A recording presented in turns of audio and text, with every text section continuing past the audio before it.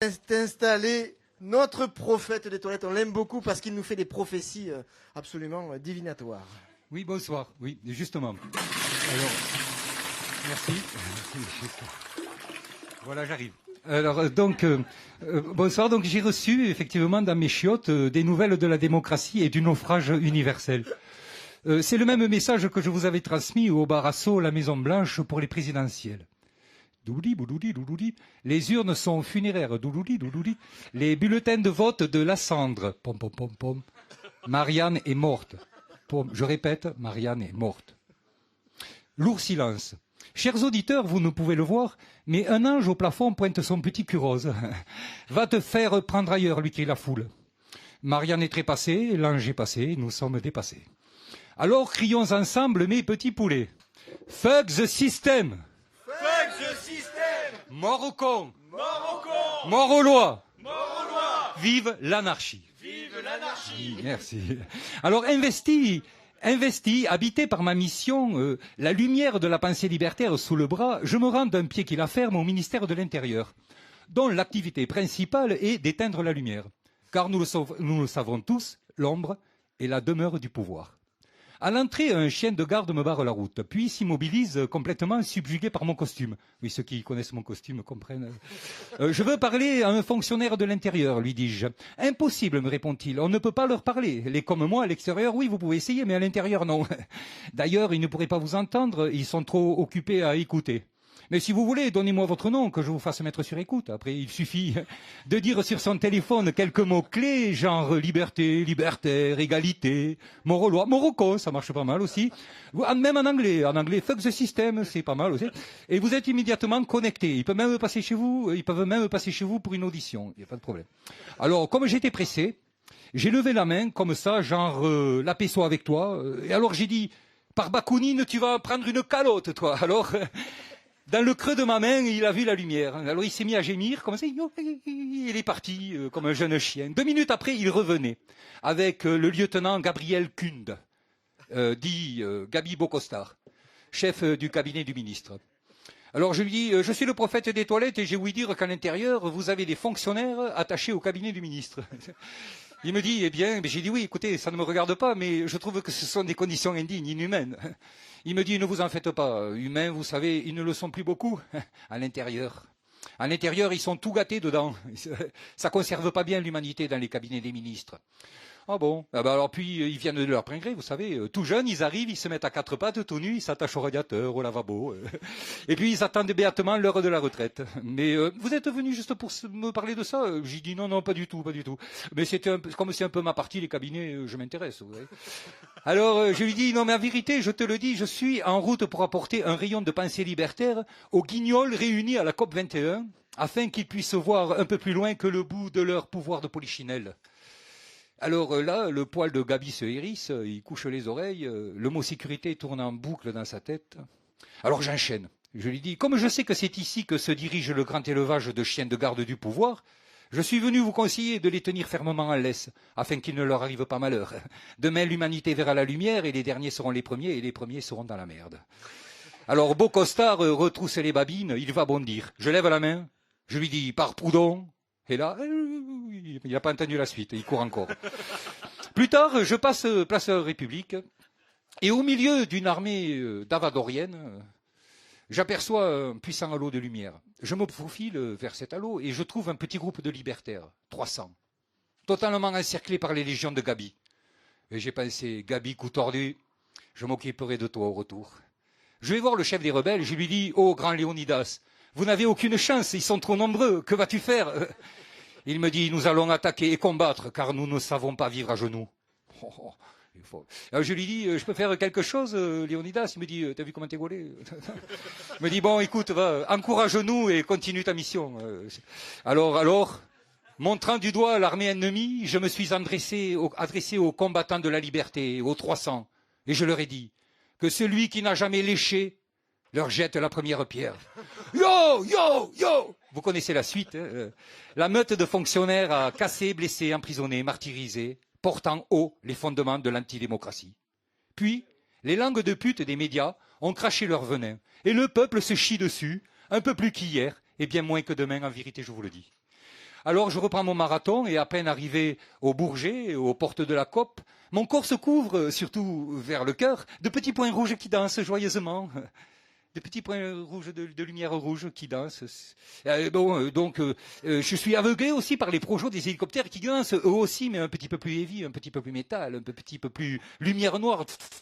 Et je m'immobilise, je lève la main comme pour dire la paix soit avec toi, et puis je dis par la Boétie, par Diogène de Sinope, par Taureau, et pour Zoé, fuck the system, mort aux cons, mort aux lois, vive l'anarchie. Et prochain épisode, le fond de l'air est frais. Merci. Voilà, le prophète des toilettes. Qui porte très bien son je sais pas quoi, sa couronne d'épines. Ah oui, ah c'est ça, oui. Non mais, et voilà, installez-vous, cher Jules Nectar. Enfin, c'est bizarre de dire Jules Nectar à 3 personnes comme ça. Mais bon, il y a Jules, il y a Clément et il y a Milou, voilà, que vous retrouvez sur julesnectar.com. Alors là, ça va, c'est pas dur. julesnectar.com et vous savez tout. Leurs disques, au moins 15 disques qui sont sortis cette année. Ils ont fait l'Olympia, oui, enfin, hein, les grandes salles, quoi. Et puis ce soir, ils sont ici, à l'Esquile.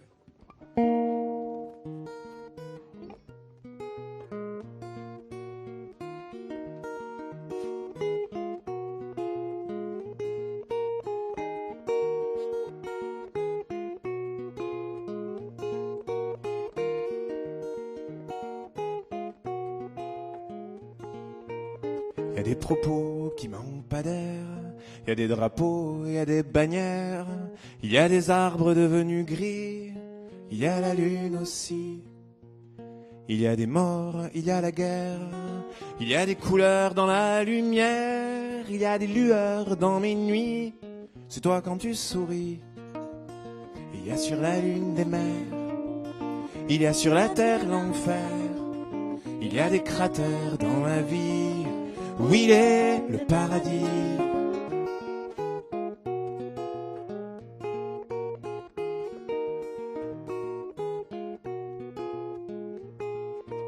Il y a le banal, il y a l'ordinaire, il y a des fleurs dans le désert, il y a des armes venues d'ici, il y a la lune aussi. Il y a des sentiments sincères, il y a des lois tout à l'envers, un coin de ciel bleu dans ma vie, c'est toi quand tu souris. Il y a sur la lune des mers, il y a sur la terre l'enfer, il y a des cratères dans ma vie, où il est le paradis. Il y a sur la lune des mers, il y a sur la terre l'enfer, il y a des cratères dans ma vie, où il est le paradis.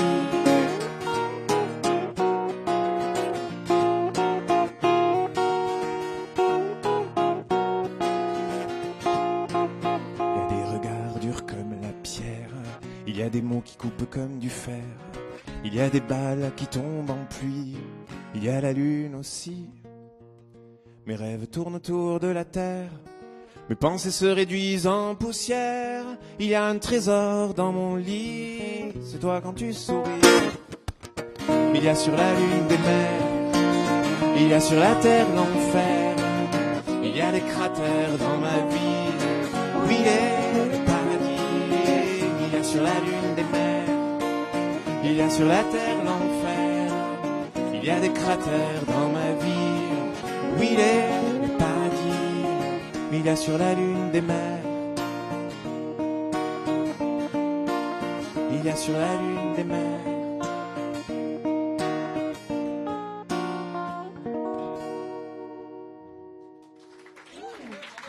Jules Nectar. Merci. Merci, merci. Alors Jules Nectar est un groupe qui est soutenu, appuyé par la salle de spectacle toulousaine fameuse, Le Bijou, qu'on connaît bien évidemment. Et on connaît cette salle d'autant mieux que, figurez-vous que toute l'équipe de Pas plus haut que le bord va faire un petit spectacle, enfin un grand spectacle, un spectacle gigantesque dans la salle du Bijou pendant 2 soirées s'il vous plaît, les 5 et 6 janvier 2016. Ah bah oui, alors faut venir, hein. Franchement... On vous attend avec impatience, on va rigoler, on va s'amuser, voilà, ça va être du pas plus haut que le bord, mais un peu différent. Et donc oui, c'est le temps du de notre Baruch d'Espignolade, c'est-à-dire c'est notre philosophe. Vous voyez, on a un philosophe, on a un prophète des toilettes et on a un philosophe. Bonsoir. Je me présente effectivement, Baruch d'Espignolade, spécialiste en lentilles optiques et arachnides, philosophe à ses heures perdues, philosophe perdu à ses heures et ce soir, un peu polychrome. En effet, une fois n'est pas coutume, j'aimerais aborder avec vous un pan de la recherche philosophique sur lequel nous ne nous sommes pas encore penchés. Alors que bon, sur le décolleté de Charlotte et Emmerich, sur lequel nous ne nous sommes pas encore penchés dans cette contre-histoire de la philosophie qui nous préoccupe depuis presque un an. 4 bières et 2 cacahuètes, à peu près. Oui. Donc ce pan, je veux parler de l'esthétique. Alors, qu'est-ce que l'esthétique, à part le décolleté de Charlotte, s'entend ? Eh bien, pour l'illustrer, permettez-moi de vous narrer, une fois n'est pas coutume, une anecdote. J'étais, il y a peu, attablé dans un rad, un peu comme celui qui nous accueille ce soir, mais moins sympa, bien entendu. Je l'ai déjà fait dans un autre bar, celle-là, non ? Oui. Ah, chérie ! Oh putain, j'ai dit un gros mot. C'est dans la couleur de l'émission ou pas ? J'ai le droit d'en dire ou j'ai fait une connerie ? Je vous mets dans la merde, là, Christophe, non ? Chiotte ! Encore un ! Oh putain, borgne ! J'arrive pas à m'arrêter, fait chier. Bon, bah tant pis, on verra si je suis excommunié ou pas. Bon. Donc, j'étais attablé dans un troquet avec mon pote François-Guillaume Shake the Beer, un poète contemporain appartenant au courant de la poésie pourrie. Vous connaissez, je crois, non ? Qui a écrit, lui, un illustre recueil méconnu de toute beauté, poème pourri, mais bourré. Alors, faudra l'inviter, hein, vous allez voir, c'est tout à fait dans la couleur de votre émission. Là, il me dit, dis donc, qu'est-ce qui s'est passé la dernière fois ? C'était quoi ce groupe pourri que vous avez invité ?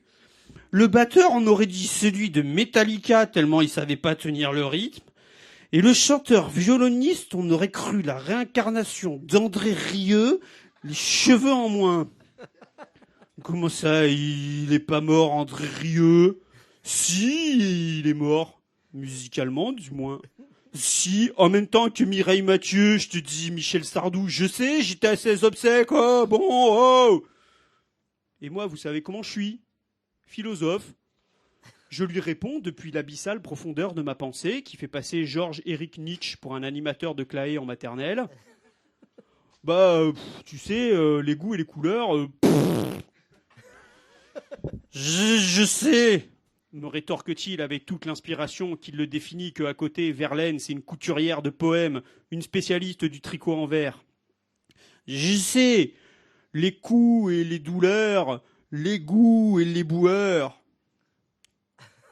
Oui. N'empêche, c'était trop pourri, j'ai trouvé ça super beau. Alors, que nous dit ici mon ami François Guillaume ? Que le beau, et c'est là qu'il va falloir vous accrocher, hein, que le beau est avant tout une affaire de perception, ainsi que l'affirmait Emmanuel Joseph Kant dans sa critique de la faculté de juger les cons et les imbéciles heureux. Oh putain de bordel à queue, j'ai dit con, j'ai encore dit un gros mot. Merde, je vais finir par me faire expulser si je continue. Bon, en même temps, c'est pas moi là, hein, c'est Emmanuel Joseph Kant, c'est son titre. Bon, donc qu'est-ce qu'il dit dans son bouquin au titre que je dois pas prononcer ? Que le beau, c'est un jugement de connaissance, qu'il ne conduit à aucun concept, qu'il n'y a dans la contemplation esthétique aucun intérêt en jeu. Qu'au fond, dans un jugement de goût, on reste indifférent à l'objet lui-même et que ce qui importe, c'est la représentation que l'on s'en fait. Ouais. Ainsi, le jugement esthétique entre dans les catégories de l'entendement qui nous permettent d'ordonner le monde. Ah, j'ai dit j'allais faire un peu de philo ce soir. Hein. Bon. Or, il faut ici se rappeler ce que disait Jules-Antoine Descartes dans son... Non, je vais pas dire le titre parce qu'après, je vais me faire bannir. Il y a encore un truc de mauvais coup dedans. Ou alors, vous voulez pas le dire à ma place, s'il vous plaît, monsieur Christophe, juste pour que je sois pas le seul à me retrouver dans la merde. C'est le truc en italique, là. Discours de la méthode pour faire croire aux abrutis qu'ils ont un cerveau bien rempli. Voilà, merci. Voilà, vous êtes bien urbain.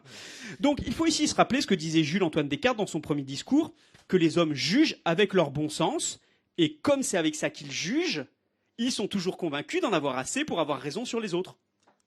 C'est ça. Ainsi, dans un jugement de goût, chacun, pourvu de son bon sens avec lequel il juge, est convaincu qu'est beau de façon générale ce qu'il trouve l'être pour lui. Bon, en plus simple, j'essaye de... Bon, Parce que là, je sens bien que vous êtes... Bon, je trouve beau le décolleté de Charlotte, donc tout le monde aussi. Ah oui. Alors là, j'ai perdu tout le monde. Non, non, non, De ce fait, on ordonne le monde selon ses propres catégories. Vous raccrochez les morceaux avec ce que disait Kant ou je réexplique? Bon, on n'a pas le temps. Ok, Ouais, d'accord. non. Ouais, ok. Ouais. Donc, et croit que les autres ont les mêmes et que si ce n'est pas le cas, il doit les leur imposer. Ainsi, celui qui ne trouve pas le beau le décolleté de Charlotte est un clampin et il faut le convaincre par n'importe quel moyen que j'ai raison, donc je lui pète la gueule. Vous voyez, finalement, la philo, c'est assez simple.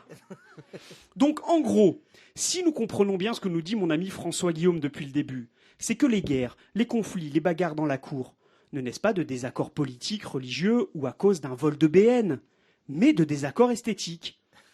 Qu'en gros, celui qui dit que la musique adoucit les mœurs est un